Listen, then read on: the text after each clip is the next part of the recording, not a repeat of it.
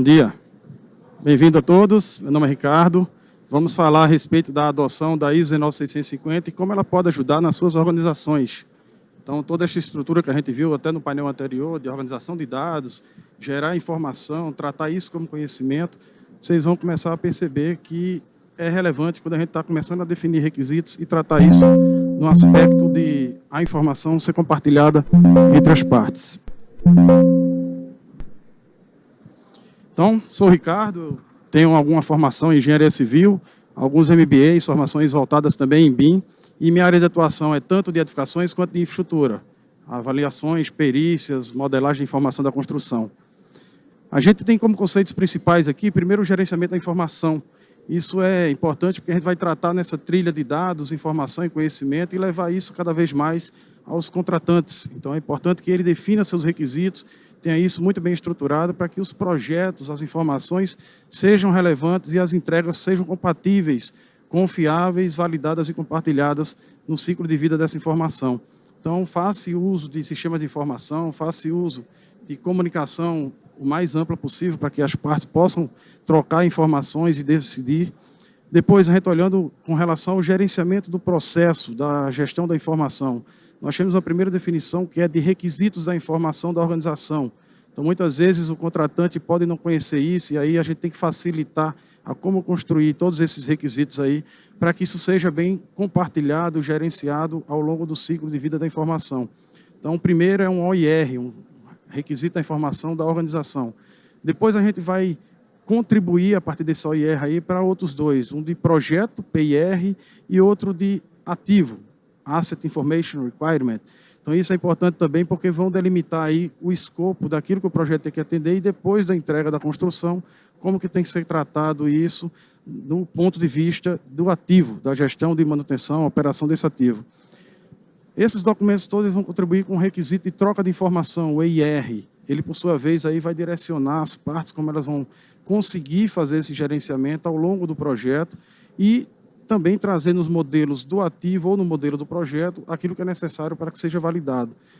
E aí a gente vê nesse fluxograma que está na parte central, onde a gente tem todas as etapas, desde a primeira que eu vou fazer o convite à licitação, depois eu tenho uma resposta à licitação. A partir disso, a gente consegue fazer a validação dessa proposta e, com isso, a gente tem agora direcionamento para que tenha a produção colaborativa da informação, vai gerar a entrega dos modelos com sua validade e aí eu fecho esse ciclo aí, retornando com lições aprendidas. Então, algumas coisas que são importantes a gente pensar é referente às partes, como é que vai ser feito o arranjo dessas partes contratuais aí. Então, é importante a gente saber se é um consórcio, é uma empresa única, se tem uma relação direta projetista e construtor, se é uma única entidade ou se são entidades distintas, porque essa informação tem que fluir entre todas elas. Então, é por isso que tem esses ciclos concêntricos aqui, onde a parte central dele é o contratante, depois a gente tem o contratado principal e as equipes de tarefa que vão subsidiar aí, com subcontratadas, a informação para que seja entregue aí para o gerenciamento de todo esse modelo. Então, observando essa troca de informação aí, papéis, responsabilidades, a gente tem diversos arranjos possíveis. E a ISO 9650, ela considera todos eles, ela não deixa nenhum a par, porque ela é bem abrangente e fica a cargo de quem vai elaborar o contrato de poder fazer essa gestão com o melhor modelo possível desse arranjo. Então, é importante a gente perceber que essa informação ela tem que ser compartilhada durante todo esse ciclo. Então, vamos trazer dois estudos de caso aqui. Um primeiro, para mostrar que o BIM ele tem essa amplitude aí de servir a qualquer tipo de empreendimento, servir a qualquer porte de empreendimento e natureza de construção. Então, a gente tem uma residência unifamiliar onde o contratante era bastante leigo, ele não tinha essa informação muito bem gerenciada e a gente facilitou essa comunicação para que ele pudesse também trazer aquilo que era necessário dentro das suas expectativas e alinhar isso com as entregas. Então, é importante porque a gente foi demandado para fazer desde um estudo de viabilidade, ele gostaria de saber se tinha recurso suficiente para poder ter o seu empreendimento construído. Depois disso, um projeto de engenharia, e aqui tem uma peculiaridade, que a gente não tinha arquitetura muito bem definida em BIM, então a gente precisou fazer também toda essa adaptação aí com a engenharia de estrutura e de instalações em cima de uma arquitetura que ainda era em CAD. O planejamento da construção também foi importante, porque ele queria saber o tempo que era necessário para ter essa construção, gerenciar seu fluxo de caixa. A gente adotou algumas técnicas aqui bem interessantes, que eu vou mostrar mais adiante. O orçamento da obra é uma derivação de todo esse estudo de viabilidade aí, onde a gente consegue mostrar analiticamente o custo de cada etapa de serviço, para poder também ele fazer as entregas e medições de acordo com esse fluxograma e o cronograma muito bem gerenciado. E, por fim, o gerenciamento da obra, que ele queria garantir que aquelas entregas que foram projetadas, foram inicialmente aí compartilhadas e concebidas, iam atender aquilo que era dentro da sua expectativa. Então, para conseguir compartilhar e consolidar tudo isso, a gente elaborou uma estrutura analítica do projeto, uma EAP, em duas funções. Primeiro, ela voltada a disciplinas de arquitetura e engenharia, e uma segunda voltada à funcionalidade daquela edificação. Então, quais eram os ambientes construídos e o que a gente precisava ter de interação entre diversas disciplinas, porque essas interfaces aí influem, são importantes diretamente, que a gente consiga ter essa troca de informação no melhor ponto possível. Tido isso, a gente conseguiu também buscar alguns outros estudos que não eram nada referente ao BIM puramente enquanto modelo, mas informação necessária para que a gente garantisse o processo, como, por exemplo, a topografia, que era um terreno plano, mas a gente precisava ter um movimento de terra lá para fazer uma pequena escavação, e também a parte de geotecnia, importante para dimensionar todo aquilo que a fundação era necessária. Como soluções de projeto de arquitetura, houve algumas combinações e arranjos necessários que a gente foi modificando e atualizando isso ao longo do tempo. Então, teve um primeiro estudo conceitual, depois um projeto básico, até chegar no executivo, e com isso foi melhorando, inclusive, a visualização dessas soluções aí para que o cliente tomasse a decisão daquela que melhor lhe atendesse. O orçamento de engenharia, partimos aí de uma composição analítica de preços unitários para cada serviço, agrupando isso em grupos de serviço e atividades, tomando decisão em cima de curva ABC, para priorizar também onde o orçamento tinha mais relevância. Levamos isso para, durante a obra, ter registros de contabilidade alinhados também a registros do custo da obra e fazer essa conciliação. Ao final, ele queria também registrar isso em escrituras, e é importante ter esse custo atualizado, até para questões tributárias. E uma matriz de viabilidade, onde a gente tinha toda a metodologia construtiva estudada, pensada, para que pudesse ser feita aquela solução que atendesse melhor no prazo e no custo esperado. Então, fizemos alguns comparativos de custo, uma estrutura pré-fabricada, uma estrutura moldada em loco, esse tipo de solução. A parte de instalações também, algumas delas também pré-fabricadas ou mesmo executadas na obra, por menor porte que seja, isso é interessante dentro do ponto de vista do cronograma. E o planejamento e controle da produção, tomamos aí iniciativa de adotar linhas de balanço, para ver esse ritmo da construção também, os tempos necessários para mobilizar as equipes em cada uma das entregas e atividades, e a simultaneidade, a gente fazia alocação por recurso em cada espaço construído. Tomamos também um cronograma em rede perto CPM, para olhar atividades do caminho crítico, e direcionar toda a gestão da obra aí também em recursos de insumos materiais. E o gerenciamento em si foi consolidado em uma análise de valor agregado, né, por curvas essas que a gente foi acompanhando aí o previsto realizado e o que estava sendo executado. Então, aqui nesse primeiro caso, a gente vê aí o projeto de engenharia, onde a gente tem a estrutura na parte inferior, na parte lateral nós temos aí a instalação elétrica, a instalação hidráulica e a instalação sanitária. Consolidamos tudo isso aí no modelo federado para verificar interferências, tomar decisões também referentes ao arranjo dessa construção. E com a arquitetura, que a gente tem em 2D, a gente fez compatibilidades mínimas, porque não era importante ou necessário do ponto de vista técnico que a gente tivesse essa arquitetura em 3D. Ele já tinha contratado isso e entregou para a engenharia e depois a própria construção. Aqui é o exemplo do orçamento que a gente tomou, né, a planilha orçamentária discriminada, com referências de quantidades, memórias de cálculo. Então, tudo isso foi facilitado também dentro do processo em BIM. A gente tinha informação gerenciada e na mão a tempo e podia atualizar ela simultaneamente. E à direita a gente vê aqui uma curva ABC, onde a gente tem relevância de serviço aqui para tomar decisão naquilo que é até 50%, acumulado até 80%. É isso que influencia diretamente no custo da obra. Então, a gente não precisava também expandir isso ao mínimo nível de granularidade possível.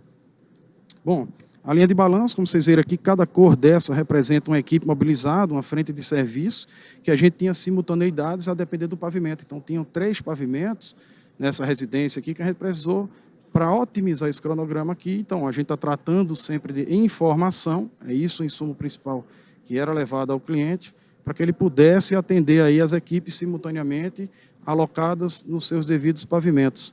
Então, a gente tem a arquitetura aqui na parte inferior, é um terreno bem alongado também, bem estreito, né? A gente tem a relação testada com profundidade aqui muito baixa, e a gente precisou fazer isso também até para mobilização de recursos, essa logística do canteiro que não tinha muito espaço para poder gerenciar. Bom, o cronograma PERT-CPM, a gente vê aqui associado isso à análise de valor agregado, alguns elementos que são do caminho crítico, onde tem que ser gerenciados aí minoritariamente, né, com a maior minúcia possível aí de detalhes.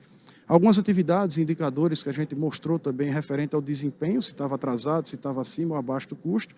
E a gente tem essa curva S de análise de valor agregado aqui, que pode demonstrar isso numa informação mais visual. É muito mais simples para a pessoa que é leigo, contratante, tomar essa decisão. Então, esse é um primeiro projeto, uma residência, com mínimas informações que a gente tinha no início do processo e começou a trabalhar para ter esse detalhamento, esse desenvolvimento melhor sobre o aspecto do cliente, trazer os seus requisitos de informação. O segundo estudo de caso agora, a gente traz de um aeroporto, é uma obra pública. A gente tinha como demanda aí entregar o projeto de arquitetura e de engenharia, trazer isso dentro do orçamento base da obra, para que fosse depois licitado, com esse orçamento de referência, aí, o que a obra precisava para ter sua execução, e as propostas para servir de parâmetro, e um cronograma físico-financeiro também. Então, a gente conseguiu trazer esses três elementos aqui a partir de uma modelagem da informação da construção. E recebemos como requisito de informação que devia ser uma edificação que tivesse uma ventilação cruzada, facilitar isso para ter menor consumo de energia, né, melhorar também o conforto térmico, e a iluminação o mais natural possível. Então, tinham painéis de vidro lá nas fachadas, por um lado, dificultava um pouco mais essa troca de calor, né, mas por outro, trazia uma iluminação mais natural, até com um shaft central aí para poder facilitar tanto a ventilação quanto a iluminação natural. Era outro requisito também que tínhamos, era uma estrutura modular, ela era feita e concebida para que fosse sendo ampliada à medida que a movimentação de passageiros iria requerir dessa capacidade aí instalada, então a gente ia, ao longo do tempo, ampliando essa estrutura e em estruturas também que fossem facilitadas do ponto de vista de entrega do material, então estruturas metálicas, independente de qual local do país estivesse, ela facilitava aí essa moldagem mais rápida. Então, eram elementos também que facilitavam essa própria modularização. Bom, como premissa e requisitos, nós desenvolvemos aí memoriais descritivos, memorial do empreendimento, com toda a planilha do programa de necessidades também. É curioso que aqui a gente dimensiona a partir de módulos de setores que a gente chama equipamentos ou facilitadores para ter essa movimentação de passageiros e também de bagagens dentro do terminal. Então, eles têm que ser todos eles muito bem compartilhados e conciliados, porque à medida que vai crescendo um processador desse, um raio-x, por exemplo, a gente precisa também ter espaço de fila, tanto no check-in quanto a fila na restituição de bagagem. Então, vai dimensionando a coisa de forma equivalente. Essa planilha de dimensionamento era um requisito de informação para a gente entregar também, para poder demonstrar aí que estava, como era uma obra pública, né, estava bem dimensionado, tinha um bom uso de recursos públicos. A arquitetura, engenharia de estruturas e também de instalações foram associadas a uma arquitetura de infraestrutura. A gente precisou fazer também alguma engenharia para adaptar isso a um pátio de aeronaves e ter isso conciliado também com essa modularidade. Centrais de utilidades, que são elementos associados a essa edificação principal do terminal de passageiro, precisou também estar conciliado isso dentro de um programa de longo prazo. Fizemos especificações técnicas gerais e específicas, né, uma geral para mostrar toda essa modularidade, os conceitos do projeto e específicas para cada uma das disciplinas. Um requisito também bem interessante aqui, memorial de meio ambiente, a gente precisa ter aí toda a parte de recurso hídrico, recurso energético e até disposição de resíduos muito bem detalhado nesse memorial de meio ambiente, para poder ter o licenciamento ambiental da obra. E alguns outros requisitos de qualidade, classificação de soluções, também apresentei esse cronograma físico-financeiro, subsídio, tudo isso, para uma documentação que depois vai ser submetida a uma licitação pública. Então, a partir disso, a proposta é oferecida e a melhor proposta selecionada para que executasse a obra. Então, aqui está exemplos de alguns elementos que a gente forneceu, muita documentação, importante também isso, que é um dos elementos que a gente traz com a modelagem. A gente tem a parte gráfica, a parte não gráfica, metadados, mas tem muita documentação gerada ao final. Desenvolvemos na organização esses manuais aqui, um primeiro de gestão de fiscalização, importante a gente dizer como era esse comportamento aí do gestor, do fiscal, referente às suas contratadas. Então, em modelagem BIM, as entregas são medidas em pacotes de entrega, em trabalhos por disciplina. Isso também é bem interessante, porque a gente não tem uma disciplina sem compatibilizar com outra. Então, são pacotes de entrega e vai evoluindo a maturidade do projeto a partir disso. Temos também um manual de procedimentos e processos de projeto, que mostrava como eram essas interações, as entregas da etapa de projeto, como eram validadas, recebidas, para poder ter isso também junto às medições bem validadas, bem registradas e com evidência.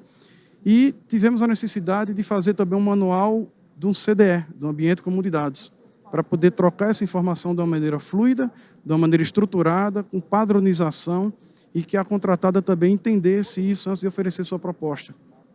Importante porque ele ia trabalhar dentro de um ambiente de comunidades da contratante, o que não é bem comum. Ele pode, inclusive, ter os seus, mas compartilhar esses ambientes comunidades num federado aí com a contratante. E isso tinha toda a documentação com seu histórico, atualizações, e para isso é importante também que a gente vai passar essa etapa para o ativo. A operação e manutenção desse ativo vai aproveitar esse mesmo ambiente aí. Então foi bem interessante que rebuscou aí as informações consolidadas nesse ambiente de comunidades. Então, aqui estão alguns exemplos das modelagens que fomos fazendo, né? A gente destaca aí o campo da informação, que estava bem estruturada, com classificações, padrões IFC, neutros, além dos nativos. A gente recebia esses modelos aí, compatibilizando, colocando a partir de relatórios e coordenação de projeto para cada disciplina, federava isso nos modelos, verificava inconsistências e retornava para a projetista para melhorar. Então, foi feito isso aí de uma maneira muito bem coordenada dentro do financiamento de comunidades.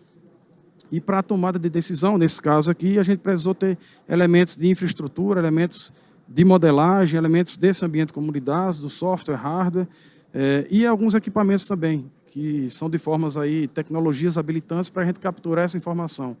Então, buscamos no levantamento do sítio um escaneamento a laser, que complementava a topografia existente. Buscamos também aí alguns outros elementos de óculos de realidade virtual, para poder o cliente também visualizar aí toda essa interação, esse fluxo dentro do modelo e tomar decisões, para saber se o passageiro está tendo um caminho aí da melhor forma, otimizado, inclusive fazer também outros aparatos referentes à publicidade. Isso é trazido também como um valor agregado aí dentro de estruturas desse tipo.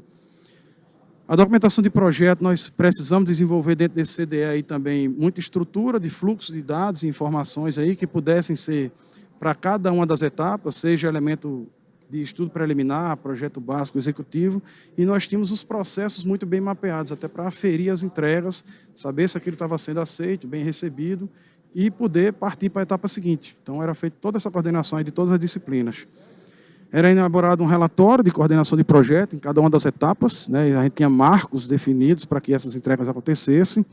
Tem um fluxograma geral aí desse mapeamento de processo aí nessa base da figura que está sendo apresentada, que aí conciliava todas as disciplinas de arquitetura, suas engenharias e também a parte de infraestrutura. Então, é um projeto, apesar do porte dele não ser tão grande, mas tem uma complexidade de interfaces de disciplinas aí bastante peculiar. E o ambiente de comunidades, nós trabalhamos aqui com estrutura de dados, com codificação, atualização dessas documentações aí à medida do tempo. Bom, era isso que a gente queria expor aqui, agradeço bastante a atenção de vocês. A importância principal aqui é que esse requisito de informação seja muito bem trabalhado com o cliente e as entregas sejam aferidas sempre a tempo e hora com esse requisito, porque esse é o segredo, essa é a chave do sucesso para quem trabalha em BIM. É trabalhar muito bem a informação, desde os dados iniciais, por mais incipientes, menos maduros que eles estejam, mas aproveitar isso, fazendo a transformação em informações e tomar decisões. O conhecimento vem a partir dessa informação o mais compartilhada e bem comunicada possível. Agradeço a participação de vocês, muito obrigado e um bom evento.